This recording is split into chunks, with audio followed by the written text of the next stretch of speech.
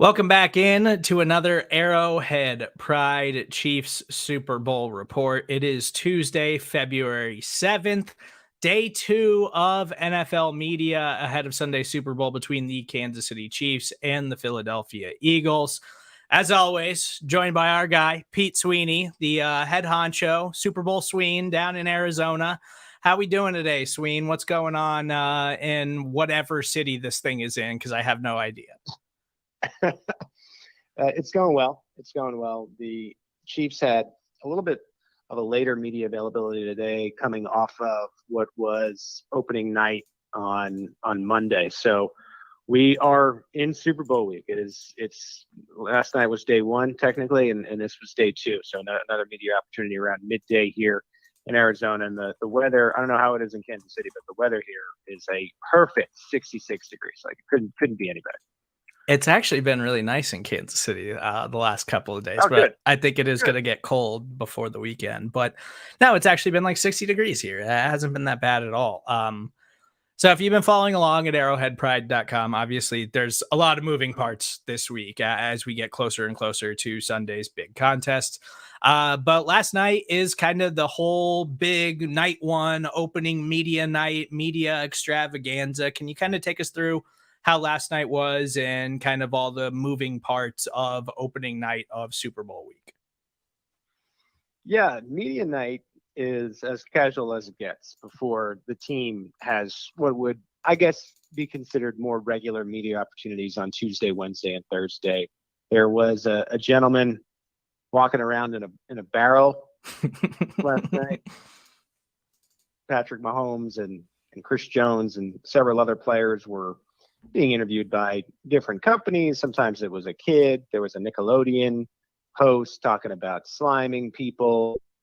One of the videos we put up for our Arrowhead Pride Instagram, Jared McKinnon was being interviewed by a Mexican football reporter and talking about Mexico. And he was all excited about more tequila. So again, just very, very casual to start the week. And then you start to shift toward a little bit more serious as the game or as the week goes on, getting closer to the game.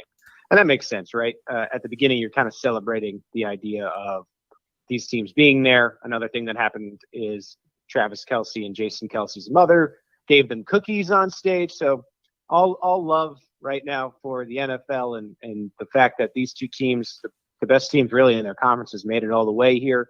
And then I think that's a good way to describe it. As I was just saying, each day it feels like it gets a little bit more serious. So we had regular media this morning with the Chiefs. I believe the Eagles are going to go on later this afternoon. And then regular practice as it would happen, Kansas City and I suppose Philadelphia will on Wednesday, Thursday, Friday. That's when we'll start to get those Super Bowl injury reports. So we're getting close to what would be that classic couple of the practice days before what is Super Bowl Sunday. And we did hear from Andy Reid again this morning, and he gave another promising injury update on the Chiefs as he did yesterday as well. So what do we hear from Andy Reid? Are there any Chiefs that we need to worry about the rest of the week? Well, I think the thing that stuck out is that everybody has been working in some capacity. They've been having practices and workouts in Arizona. Again, I think that regular routine will start tomorrow, but they've been having these workouts, and L'Jarius Sneed has been cleared out of the concussion protocol. That is as big as it gets. Sometimes concussions can be a little bit, you don't know when a player might be back. So the fact that he's already cleared, this is a great sign. Now we're watching Juju Smith-Schuster and Kadarius Toney. Andy Reid has said that they've looked pretty good, and they'll be working again today. There we'll see guys as to how they'll feel later in the week. And one thing that stuck out to me is no injury report from whatever they did yesterday, but they did have a padded practice. So they were able to put on pads.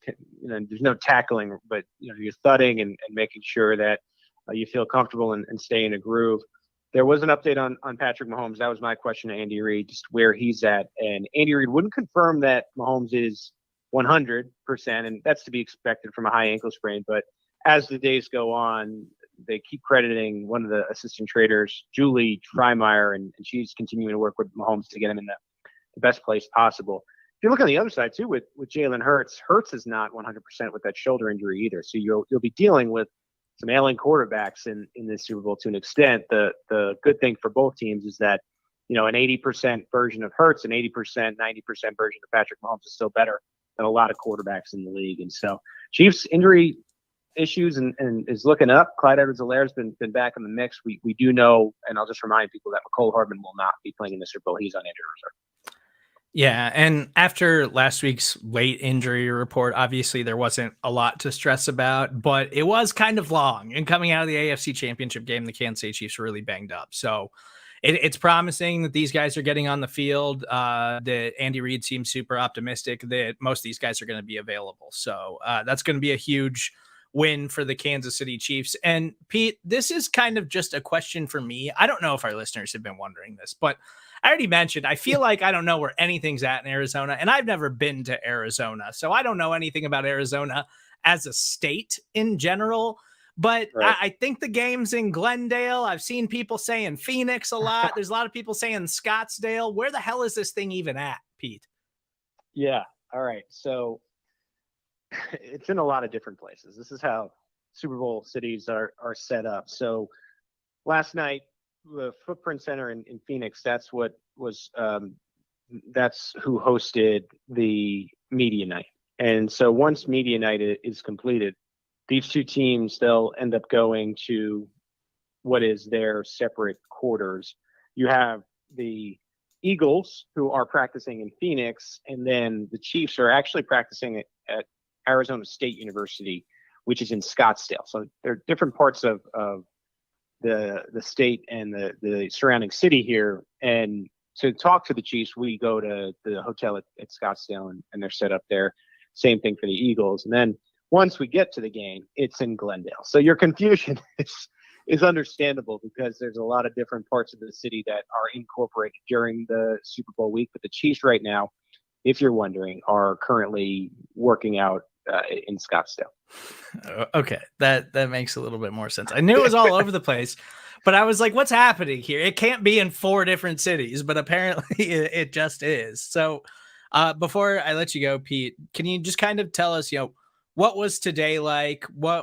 Who'd you talk to for the media session this morning? What was the vibe that you kind of walked away from today's media availability with?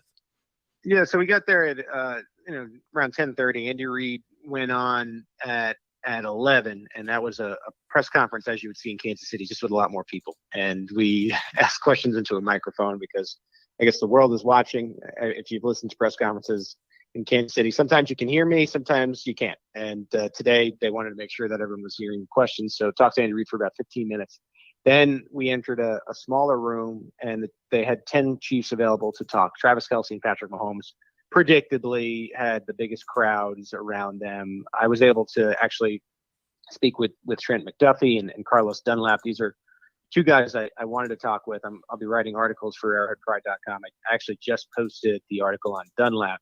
Intriguing to me that Dunlap's on this 1-year deal. And I had recalled that on that first day in training camp up in St. Joe, he had 3 goals in mind, one of which was to record 100 sacks, one of which was to win a playoff game. Unbelievable that in 13 years he hadn't yet.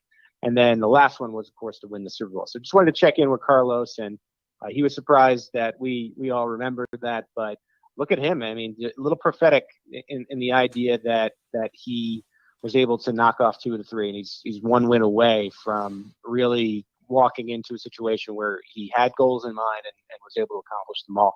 Talked about his role with the Chiefs and that first meeting. Remember, Carlos came in during training camp at midnight, and what the Chiefs wanted was a veteran pass rusher who would be willing to mentor George Karlaftis, and talked to George Karlaftis a little bit about Dunlap, and just he's been so complimentary of what Dunlap meant to the room. And so, sure, a role player here, but certainly someone has a good story and will be someone to watch. And hey, if the Chiefs win, who knows if maybe they can figure out something where maybe there's another run it back type of thing that Carlos would want to get involved in. But I guess that is a conversation for another day. Talks to Trent McDuffie, similar, but more at the beginning of his career than the end of his career.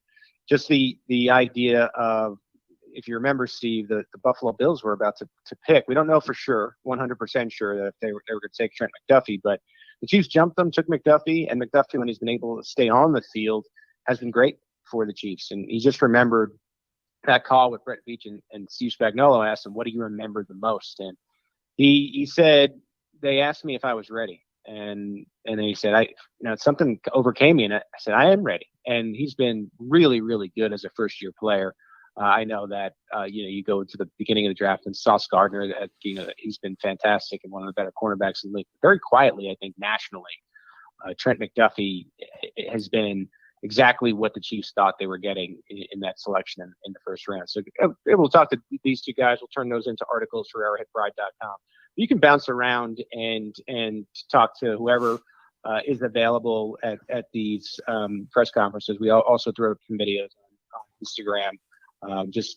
Marquez Valdez-Scantling, Jerick McKinnon, a couple other guys, if you want to check that out as well. So there's a lot of time to talk to these players. They speak for an hour before they are relieved from their stations, and then they head back with the team and have their meetings and practices and whatnot. So that'll happen again on when I'm trying to keep track of my days here now, Steve, but that'll happen again on Wednesday. The Chiefs actually shift their media to early, 8 a.m. here in Phoenix, and the Arrowhead time in Kansas City, that's 9 a.m. tomorrow. So we started to get those updates early, same time on Thursday. And then there's not really any media from Friday, Saturday, leading into Sunday. So Thursday is really the last hype train stuff that you'll get before we enter the weekend and get ready for Super Bowl Sunday. Yeah. So make sure you're on the lookout for all of Pete's stuff at arrowheadpride.com. You can follow him on Twitter at PG Sween.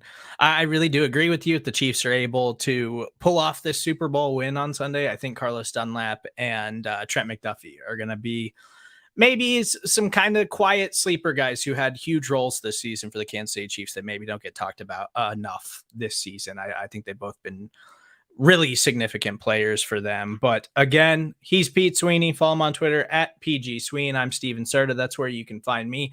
As always, please make sure you subscribe, rate, and review everything that we're doing here on the Arrowhead Pride Podcast Network. And we will talk to you guys tomorrow for day 3 of Super Bowl Media.